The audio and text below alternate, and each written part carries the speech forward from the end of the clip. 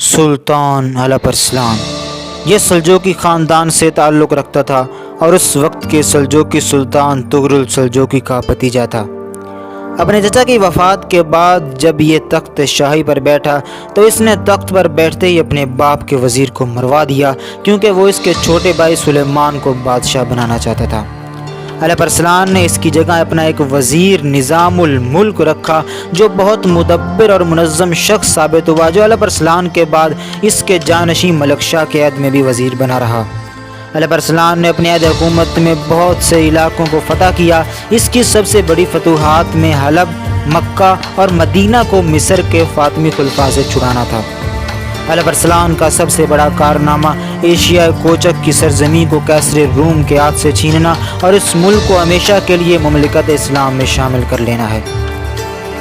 یہ کارنامہ علپ ارسلان کے ہاتھ سے 1071 میں یعنی وفات سے 1 سال پہلے سرزد ہوا، جب اس نے ایشیا کوچک پر چڑھائی کر کے ملازگرد کے مقام پر روم کے بازنطینی کیسر ڈیوگنس رونوس کو شکست دی۔ کیسر کو اسیر جنگ یعنی قیدی بنا لیا اور اس کے ساتھ اس نے سلوک سے پیش آیا اور ایشیا کوچک کا ملک لے کر اسے رہا کر دیا۔ ملازگرد کی جنگ میں کیسر 2 لاکھ کا لشکر جرار لے کر آیا تھا، جس میں یونانی، روسی، کافر اتراک، گرجستانی، قزقافی، فرینک اور ارمنی وغیرہ کے متعدد اقوام کے عیسائی شامل تھے۔ علپ ارسلان نے صرف 15,000 مجاہدین کے لشکر سے عیسائیوں کے اس ٹڈی دل کو شکست دی اور ثابت کر کے رکھ دیا کہ 4.5 صدی کا طویل زمانہ گزر جانے کے باوجود مسلمانوں میں ابھی بھی شجاعت اور فن سپاہ گری موجود ہے۔ ملازگرد کی یہ جنگ آئندہ ادوار کی تاریخ میں بڑے بڑے واقعات لانے کا موجب ثابت ہوئی۔ اسلام کی ابتدائی فتوحات کے بعد یہ پہلی جنگ تھی جس میں مسلمانوں نے روم کے کیسروں کی مملکت سے ایک بڑا اور اہم ملک فتح کر لیا۔ عہد فاروقی میں رومی کیسر شام کے ملک سے بے دخل کر دیے گئے تھے۔ طویل مدت گزر جانے کے بعد یہ پہلا موقع تھا کہ اسلام نے عیسائیت سے ایک اہم ملک چھین لیا۔ اس فتح عظیم کو حاصل کرنے کے بعد اگلے سال یعنی 1072 میں علپ ارسلان نے ترکستان کے ترکوں پر لشکر کشی کی۔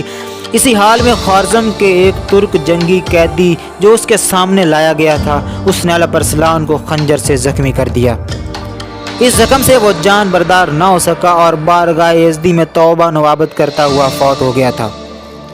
کہتے ہیں کہ علپ ارسلان نے مرنے سے پہلے کہا کہ میں ہر مہم کو اختیار کرنے سے پہلے اللہ کے حضور میں گڑ گڑا کر اس کی امداد طلب کیا کرتا تھا، لیکن کل میں ایک پہاڑی پر کھڑا تھا کہ میرے دل میں اچانک خیال آیا کہ میں سارے جہاں کا بالک اور بادشاہ ہوں، زمین میرے لشکروں کی قدموں کی دمک سے کانپتی ہے اور کائنات میرے جلال کے سامنے لرزتی ہے۔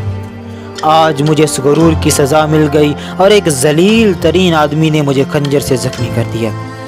اللہ تعالیٰ میرا قصور معاف کرے، میں اپنے خیال سے تائب ہوں۔ علپ ارسلان بڑا فیاض اور سخی بادشاہ تھا۔ اس نے اپنی وسیع مملکت میں غریبوں، مسکینوں، بیواؤں اور یتیموں کے وظائف مقرر کر دیے تھے اور اس کے علاوہ بھی بہت خیرات کرتا رہتا تھا۔ علپ ارسلان نے غزنین کے سلاطین سے اچھے تعلقات قائم کیے اور اپنے ایک بیٹے ارسلان ارغون کی شادی غزنین کی شہزادی کے ساتھ کی۔ ترکوں کو اپنانے کے لیے اس نے اپنے بیٹے ملک شاہ کی شادی ایک ترک شہزادی سے کی جو ترکان خاتون کے نام سے مشہور ہوئی۔ علپ ارسلان نے 1063 سے لے کر 1072 تک 9 سال حکومت کی۔